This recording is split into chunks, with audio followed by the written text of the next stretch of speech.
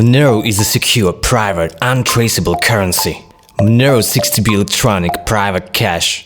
It is open source, decentralized, and freely accessible to all. In this video, we will explain the basics of how Monero works. But first, here's why people who already know about it like it so much. Monero transactions are always private. With Monero, others can tell where you've received Monero from, where you've sent it to, or the amount involved. Not only does Monero's inherent traceability help preserve your privacy, it also provides peace of mind, since you don't need to worry about how Monero was used prior to it coming into your possession. Monero's privacy and fungibility make it true electronic cash. Monero uses a blockchain to securely record transactions. A blockchain is a digital ledger of transactions to which entries can only be added. In a blockchain, transactions are grouped into blocks which are linked together to compose a chain. A copy of the blockchain is simultaneously maintained by the majority of Monero network members.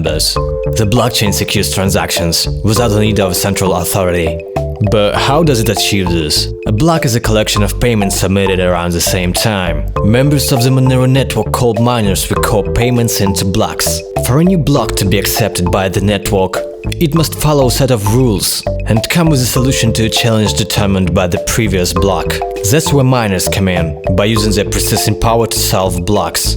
By design, it takes roughly 2 minutes to solve a block, regardless of how many miners are attempting. When a new block is added, the network rewards the winning miner with a scheduled amount of Monero. Any attempt to change the block requires recomputing all subsequent blocks, which wastes the energy of anyone attempting it. This is how blockchain technology and the mining process ensure security of the network and control the mission of the currency. Now, let's explore how transactions work.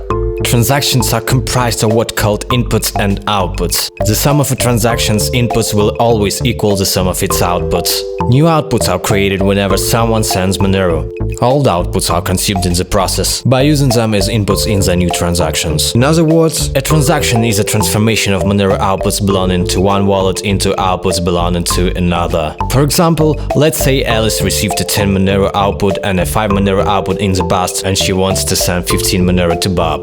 Alice's wallet will combine the 10 and 5 Monero outputs and send them to Bob, who will receive a 15 Monero output.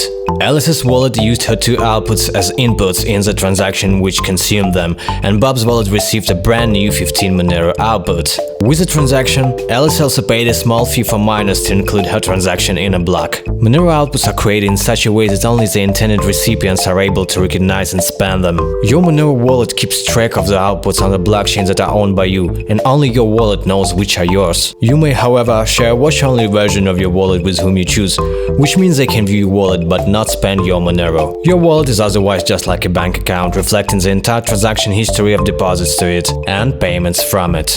Let's discuss how you receive and control your Monero.